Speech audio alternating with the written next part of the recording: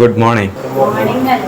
Good evening. Okay, ഞാൻ ഇന്ന് വന്നിട്ടുള്ളൊരു interesting topic ആയിട്ടാണ് ഞാൻ പറയാൻ പോകുന്ന ടെക്നിക്ക്. സ്കിൽ പോർട്ടിംഗ് ആണ്. സ്കിൽ പോർട്ടിംഗ്, ആ വേർഡിൽ നിന്ന് എന്തെങ്കിലും മനസ്സിലാക്കാൻ പറ്റുന്നുണ്ടോ? Skill porting. സ്കില്ല് എന്ന് പറഞ്ഞാൽ കഴിവുകൾ, പോർട്ടിങ് എന്ന് പറഞ്ഞാൽ കഴിവുകളെ പോർട്ട് ചെയ്യുക, മൈഗ്രേറ്റ് ചെയ്യുക. ഒരു മെത്തേഡാണ്.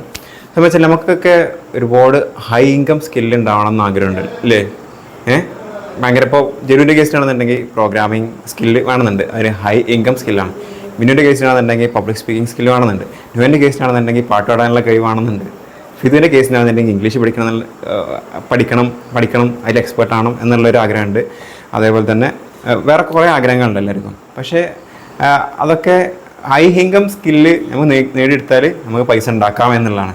അപ്പോൾ നമുക്ക് ഓൾറെഡി എക്സിസ്റ്റിംഗ് ആയിട്ടുള്ള നമ്മളെ ഹോബിയിൽ നിന്ന് ജനറേറ്റ് ആയിട്ടുള്ള ഓൾറെഡി എക്സിസ്റ്റിംഗ് ആയിട്ടുള്ള സ്കില്ലുകൾ എങ്ങനെ ഉണ്ടായി എന്ന് അവെയർ ആയാൽ ആ സെയിം മെത്തേഡ് ഉപയോഗിച്ചിട്ട് ആ സെയിം മെത്തേഡ് ഹൈ ഇൻകം സ്കില്ലിലേക്ക് ഇട്ടാൽ ഹൈ ഇൻകം സ്കില്ല് നമുക്ക് ഉണ്ടാവും എന്നുള്ളതാണ്.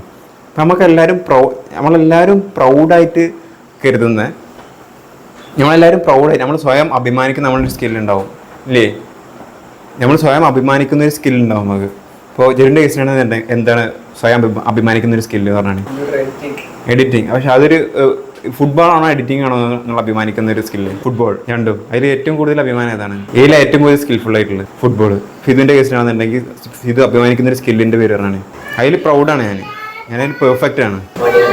വണ്ടിയാർക്കല്. മിന്നിൻ്റെ കേസിലാണെന്നുണ്ടെങ്കിൽ, നുഹൻ്റെ കേസിലാണെന്നുണ്ടെങ്കിൽ പറയും എന്തെങ്കിലും സ്കിൽ ഉണ്ടാവും. ഒരാൾക്കൊരു കോൺഫിഡൻസ് ആണ്, സ്റ്റേജ് ഫിയർ ഇല്ല, എവിടെ പോയാലും നല്ല ആക്റ്റീവാണ്, പേടിയില്ല. അതാണ് സ്കില്ല്. ഓക്കെ, അതിൽ നിങ്ങൾ പ്രൗഡ് ചെയ്യുന്നുണ്ട്, സ്വയം അഭിമാനിക്കുന്നുണ്ട്. ഇനി നിങ്ങൾക്ക് ഞങ്ങൾക്ക് ഇല്ലാത്തൊരു സ്കില്ല് അത് പറയും.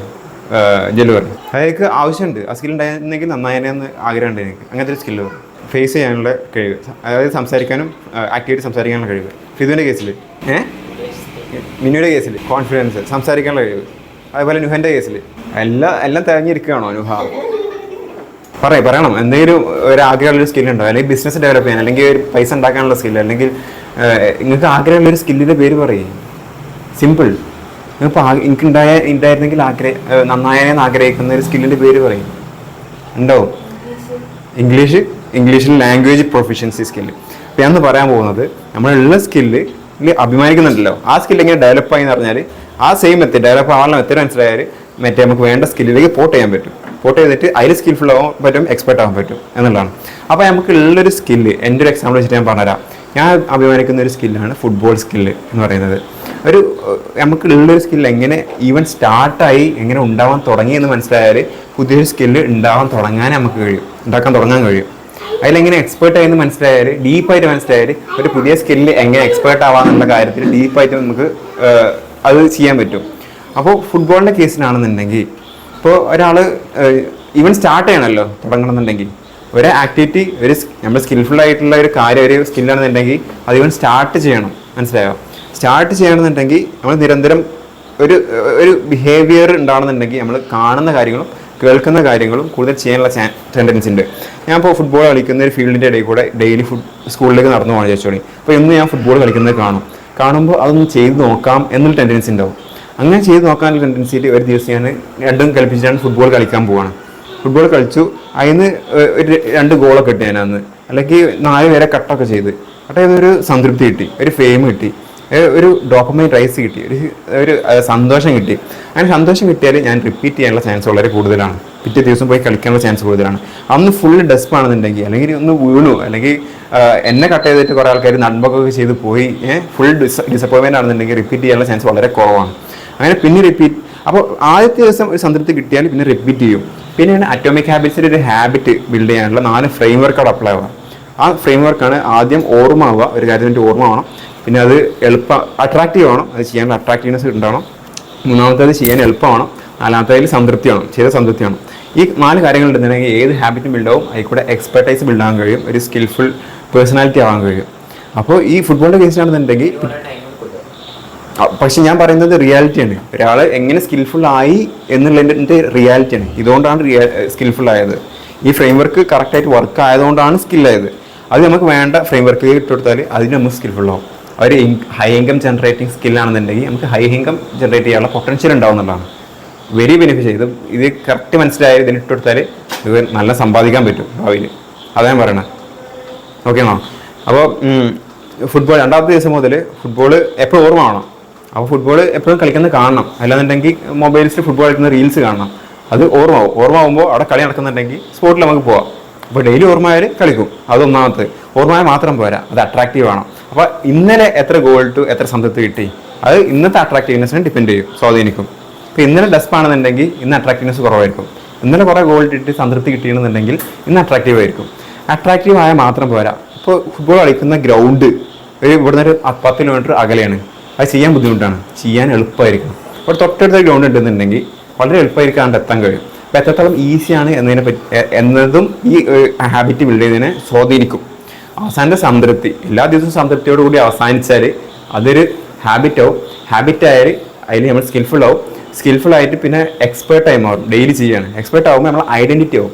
അവനൊരു നല്ല ഫുട്ബോൾ കളിക്കുന്ന ഒരു പ്ലെയർ ആണ് എന്ന് നാട്ടുകാർ പറയും. ആ നാട്ടുകാർ പറയുന്ന സിറ്റുവേഷൻ ഉണ്ടാകുമ്പോൾ നമുക്ക് ഐഡൻറ്റിറ്റി ആവുക, ഫുട്ബോൾ കളിക്കാരൻ എന്നുള്ള ഐഡൻറ്റിറ്റി. ഈ ഒരു ഐഡൻറ്റിറ്റി നമ്മളൊരു എഡിറ്റർ എന്നുള്ള ഐഡൻറ്റിറ്റിക്ക് പോർട്ട് ചെയ്യണം. അല്ലാന്നുണ്ടെങ്കിൽ ഒരു പബ്ലിക് സ്പീക്കർ എന്നുള്ള ഐഡൻറ്റിറ്റിക്ക് പോർട്ട് ചെയ്യണം. അല്ലെങ്കിൽ സ്മാർട്ടായിട്ട് സംസാരിക്കുന്ന വ്യക്തി എന്ന ആൾക്കാർ പറയുന്ന രീതിയിലേക്ക് പോർട്ട് ചെയ്യണം. അതിനെന്ത് ചെയ്യണം? ഇപ്പോൾ ഒരു പബ്ലിക് സ്പീക്കിംഗ് കേസ് സ്റ്റഡി എടുക്കുക. അപ്പോൾ പബ്ലിക് സ്പീക്കിംഗ് കേസ് സ്റ്റഡി പറഞ്ഞാൽ ഈ സെയിം ഫുട്ബോളിൻ്റെ അതേ സിറ്റുവേഷൻ നമ്മൾ ആദ്യം ഒന്ന് സ്റ്റാർട്ട് ചെയ്തു. ഒരു ദിവസം സ്റ്റാർട്ട് ചെയ്തില്ലേ സെറിമണി. സ്റ്റാർട്ട് ചെയ്തപ്പോൾ നമുക്ക് ആ ഒരു ദിവസം നമുക്കൊന്നും അറിയില്ല. ഈ അറ്റോമിക് ഹാബിറ്റ്സ് 4 ഫ്രെയിം വർക്ക് ഇല്ല, ഒന്നുമില്ല. നമുക്ക് ഓർമ്മയായിട്ടല്ല സ്റ്റാർട്ട് ചെയ്തത്. ഞാൻ ഉണ്ടാക്കിയല്ലേ, അല്ലെങ്കിൽ നമ്മൾ ഉണ്ടാക്കിയപ്പോൾ നമുക്ക് അവസാനം ആ ആക്ടിവിറ്റി എൻഡ് ചെയ്തപ്പോൾ സംതൃപ്തി കിട്ടിയോ, ഒരു സാറ്റിസ്ഫാക്ഷൻ കിട്ടിയോ, ഒരു വോമമെന്റ് കിട്ടിയോ, ഒരു ഡോപ്പമൈൻ റൈസ് കിട്ടിയോ? അത് കിട്ടിയിരുന്നുണ്ടെങ്കിൽ റിപ്പീറ്റ് ചെയ്യും. അത് കിട്ടിയിരുന്നുണ്ടെങ്കിൽ പിറ്റേന്ന് ആരും പറയാതെ തന്നെ ഇതിലേക്ക് എത്തും എന്നുള്ളതാണ്. കാരണം ആ ഡോപ്പമൈൻ പിന്നെ ആഗ്രഹിക്കും നമ്മുടെ ശരീരം ഓട്ടോമാറ്റിക്കലി. പിന്നെ രണ്ടാമത്തെ ദിവസം മുതൽ അറ്റോമിക് ഹാബിറ്റ്സിന് 4 ഫ്രെയിം വർക്ക് ഇതിലേക്ക് വരും. അത് എത്രത്തോളം അട്രാക്റ്റീവ് ആണെന്നുള്ളത്. അപ്പോൾ ഇന്നലെ കൂടുതൽ സംതൃപ്തി കിട്ടിയെന്നുണ്ടെങ്കിൽ ഇപ്പോൾ മിന്നുവിന് ഇന്നലെ എത്രത്തോളം സാറ്റിസ്ഫാക്ഷൻ കിട്ടി, വളരെയധികം സാറ്റിസ്ഫാക്ഷൻ കിട്ടിയെന്നുണ്ടെങ്കിൽ ഇന്ന് മിന്നു നേരത്തെ എത്തും. നുഹക്ക് ഇന്നലെ ഒരുപാട് സാറ്റിസ്ഫാക്ഷൻ കിട്ടിയെന്നുണ്ടെങ്കിൽ നുഹ നേരത്തെ എത്തും. പിന്നെ ആരും അവിടെ പറയേണ്ട ആവശ്യമില്ല. ഇപ്പോൾ ഇന്നത്തെ ഇംഗ്ലീഷ് സ്പീക്കിംഗ് കേസില്ലേ, ഇംഗ്ലീഷ് പഠിക്കുന്ന സിസ്റ്റം, അതിൽ നിങ്ങളാരും എത്തിയില്ല. അതിന് കാരണം അത് അട്രാക്റ്റീവ് അല്ല, അതിന് സംതൃപ്തി കിട്ടുന്നില്ല. അവസാനം ഒരു സംതൃപ്തി കിട്ടുന്ന ഒരു സിസ്റ്റം, ഒരു ഫ്രെയിം വർക്ക് ഡെവലപ്പ് ചെയ്യാനാണ് ഞാൻ ശ്രമിക്കുന്നത്. ഓട്ടോമാറ്റിക്കായിട്ട് രണ്ടാളും അവിടെ എത്തണം. ഭയങ്കര മടിയായിരിക്കും ഇപ്പോൾ ഇംഗ്ലീഷ് പഠിക്കുന്നത്. അത് നിങ്ങളെ പ്രശ്നമല്ല, അത് എൻ്റെ ടീച്ചിങ് മെത്തേഡിൻ്റെ പ്രശ്നമാണ്. മനസ്സിലാണല്ലോ? അല്ലെങ്കിൽ അതിൻ്റെ അവസാനം നിങ്ങൾക്കൊരു സംതൃപ്തി കിട്ടുന്നില്ല, ഒരു ഭയങ്കര ഒരു ഇത് കിട്ടുന്നില്ല. അല്ലെങ്കിൽ ഈ എൻവയോൺമെൻറ്റിലുള്ള ബാക്കി ഗെയിമുകളും കാര്യങ്ങളൊക്കെ അല്ലേ കുട്ടികളുടെ നടക്കുക, അത് ഇതിനേക്കാളും കൂടുതൽ സംതൃപ്തി നൽകുന്നുണ്ട്, ഡോപ്പമൈൻ നൽകുന്നുണ്ട്. അതുകൊണ്ട് ഇത് അട്രാക്റ്റീവായിട്ട് തോന്നില്ല. അതുകൊണ്ടാണ് ഇംഗ്ലീഷ് പഠിക്കാൻ സ്വമേധയാ വളണ്ടിയർ ആയിട്ട് വരാത്തത്. നിങ്ങളിപ്പോൾ അപ്പോൾ അതന്നെ ഇപ്പോൾ ഈ ഒരു സിനാരിയോ ഉണ്ടല്ലോ ഈ പബ്ലിക് സ്പീക്കിംഗ് ഇതിൽ. അപ്പോൾ രണ്ടാമത്തെ ദിവസം ആദ്യ ദിവസം എത്രത്തോളം സംതൃപ്തി കിട്ടിയതിന് വെച്ചിട്ട് രണ്ടാമത്തെ ദിവസങ്ങൾ വീണ്ടും വരും. പിന്നെ അത്രത്തോളം ഈസിയാണ്, അല്ല എത്രത്തോളം അട്രാക്റ്റീവാണ്. അട്രാക്റ്റീവ്നെസ് ഇതിൻ്റെ മുന്നത്തെ ദിവസം സംതൃപ്തിനെ സ്വാധീനിച്ചിട്ടുണ്ടാവുക. പിന്നെ മൂന്നാമത്തെ ഫ്രെയിം വർക്ക് എത്രത്തോളം ഈസിയാണെന്നുള്ളതാണ്. അപ്പോൾ ഇത് നടത്താൻ എത്രത്തോളം ഈസിയാണ്. എല്ലാവരും വളണ്ടിയർ ആയിട്ട് സംതൃപ്തിയോട് കൂടി അവസാനിച്ചാൽ എല്ലാവരും ഓട്ടോമാറ്റിക്കായിട്ട് ടൈമിനെത്തും അല്ലേ. അതേപോലെ തന്നെ നമുക്ക് ആകെപ്പാട് ഉള്ള പണി ഈ ഒരു ചെയർ അടുപ്പിക്കുക, ഈ ഒരു സാധനം സെറ്റ് ചെയ്യുക, എല്ലാവരും കോർഡിനേറ്റ് ചെയ്തിരുത്തുക, ഈ സാധനം ഈ നറുക്കെടുക്കുക, എന്നിട്ട് ചെയ്യാന്നുള്ളതാണ്. അതത്ര ഡിഫിക്കൽട്ട് അല്ല. ഇതും ഈസി ആക്കാൻ ശ്രമിച്ചുകൊണ്ടിരുന്നാൽ ഇതൊരു ഹാബിറ്റ് ആവാനുള്ള ചാൻസ് വളരെ കൂടുതലാണ്. ഇങ്ങനെ ഹാബിറ്റ് ആയാൽ ഈ ഒരു കൾച്ചർ, ഒരു ഐഡൻറ്റിറ്റി നമ്മൾ ഈ ടീമിന് ഫോം ചെയ്യും. അങ്ങനെ ഈ ടീമിൽ ഈ ഒരു ഇപ്പോൾ നിങ്ങൾ ഏത് ആക്ടിവിറ്റിയാണ് ഇവിടെ ചെയ്യുന്നത് അതിൽ നിങ്ങൾ പതുക്കെ എക്സ്പേർട്ട് ആവും റിപ്പീറ്റ് ചെയ്യുമ്പോൾ. കാരണം ഇങ്ങനെ റിപ്പീറ്റ് ചെയ്യുന്ന ആൾക്കാരൊക്കെ വളരെ കുറവാണ്. ഈ ഹാബിറ്റൊക്കെ മനസ്സിലാക്കിയിട്ട് ഒരു ബോറിംഗ് ആയിട്ടുള്ള കാര്യം ഇൻട്രസ്റ്റിംഗ് ആക്കി എടുത്തിട്ട് അത് എളുപ്പമാക്കി എടുത്തിട്ട് റിപ്പീറ്റ് ചെയ്തുകൊണ്ടിരിക്കുന്ന ആൾക്കാർ കുറവാണ്. അങ്ങനെ കുറേ കാലത്തിന് ചെയ്താൽ നിങ്ങൾ ഓൾറെഡി എക്സെപ്ഷണലായി. മനസ്സിലായോ? ഓൾറെഡി എക്സെപ്ഷണലായി. ഇപ്പോൾ നിങ്ങളെ എഡിറ്റിംഗ് സ്കില്ലാണെന്നുണ്ടെങ്കിൽ നിങ്ങൾ ഹാബിറ്റ് ബിൽഡ് ചെയ്യും. നിങ്ങളിപ്പോൾ ഒരു വർഷത്തിൻ്റെ ഇടയിൽ ഡെയിലി എഡിറ്റ് ചെയ്ത ശീലമുണ്ടോ? ഒരാഴ്ചയിൽ ഒരു ദിവസം എഡിറ്റ് ചെയ്തായി, അല്ലെങ്കിൽ ഒരു മാസത്തിൽ ഒരു ദിവസം തോന്നുമ്പോൾ എഡിറ്റ് ചെയ്താലായി. അതിന് സംതൃപ്തി കിട്ടിയില്ലെങ്കിൽ പിറ്റേ ദിവസം ചെയ്യൂല. അങ്ങനെ ഒരു മാസത്തിൽ ഒരു ദിവസം എന്നുള്ള രീതിയിൽ പോയാൽ എത്ര വർഷം കൊണ്ട് നിങ്ങൾ എക്സ്പെർട്ട് ആവും. അതിന് പകരം ഡെയിലി എഡിറ്റ് ചെയ്താൽ നിങ്ങൾ എത്രത്തോളം എക്സ്പെർട്ടൈസ് വരും. ഡെയിലി പുതിയ ടൂൾസുകൾ എക്സ്പ്ലോർ ചെയ്തുകൊണ്ടിരിക്കുക, പുതിയ ട്രാൻസിഷൻ എക്സ്പ്ലോർ ചെയ്തുകൊണ്ടിരിക്കുക. അങ്ങനെ ചെയ്തുകൊണ്ടിരുന്നാൽ ഒരു വർഷത്തിൽ നിങ്ങൾ ഏത് ലെവലെത്തും. നിങ്ങൾ പ്രോ എഡിറ്ററായിട്ട് ആൾക്കാർ കാണും, ഈവൻ ഞാൻ കാണും. നിങ്ങൾ എഡിറ്റ് ചെയ്യുന്ന വീഡിയോക്ക് അതിൻ്റെ ക്വാളിറ്റി വരും. അപ്പോൾ നിങ്ങൾക്ക് ആൾക്കാർ ചെയ്യാൻ തുടങ്ങുന്നതാണ്. നിങ്ങൾക്ക് ഹൈ ഇൻകം ഏൺ ചെയ്യാൻ പറ്റും. ആർക്കോ വേണ്ടി വീഡിയോ എഡിറ്റ് ചെയ്യേണ്ട, സ്വന്തമായിട്ട് എനിക്ക് യൂട്യൂബ് ചാനൽ തുടങ്ങാൻ കരുതിയിട്ട് അത് കുറച്ചും കൂടി പൊട്ടൻഷ്യൽ ഉള്ളതാണല്ലോ എന്ന് മനസ്സിലാക്കി നിങ്ങൾക്ക് സ്വന്തമായിട്ട് യൂട്യൂബ് ചാനൽ തുടങ്ങാൻ പറ്റും. അതായത് നിങ്ങൾക്ക് എത്ര ഇൻകം പൊട്ടൻഷ്യൽ വളരെ കൂടുതലാണ്. അഫിലിയേറ്റ് മാർക്കറ്റിംഗ് അങ്ങനെ ഒരുപാട് സാധ്യതകൾ അതിന് വരുന്നുണ്ട്. അപ്പോൾ ഞാൻ ഇപ്പോൾ പറയാൻ ശ്രമിച്ചത് സ്കിൽ പോർട്ടിംഗ് ആണ്. നമുക്ക് ഓൾറെഡി ഉള്ള സ്കില്ലിനെ പറ്റി അവെയർ ആവുക, അതെങ്ങനെ ആ ഹാബിറ്റ് ഫോമായി, അതെങ്ങനെ എക്സ്പേർട്ട് ആയി എന്ന് മനസ്സിലാക്കിയാൽ അതേ കാര്യം നമുക്ക് വേണ്ട ഡിസൈഡ് ആയിട്ടുള്ള സ്കില്ലിലേക്ക് ഇട്ട് കൊടുത്താൽ പുഷ്പം പോലെ നിങ്ങൾക്ക് വേണ്ട ഹൈ ഇൻകം സ്കില്ലാണെന്നുണ്ടെങ്കിൽ അത് നിങ്ങളിപ്പോൾ ഒരു സ്കില്ല് നിങ്ങൾക്ക് ഉണ്ടായിരുന്നെങ്കിൽ എൻ്റെ പ്രോബ്ലം മുഴുവൻ സോൾവ് ആവുമായിരുന്നു കരുതപ്പെടുന്ന ആ സ്കില്ല് നിങ്ങൾക്ക് നേടിയെടുക്കാൻ പറ്റും. ഒരു ഭയങ്കര പേഴ്സണലി ഒരു ഗ്രോത്ത് മൈൻഡ് സെറ്റോട് കൂടി മേലോട്ട് പോകാൻ പറ്റും.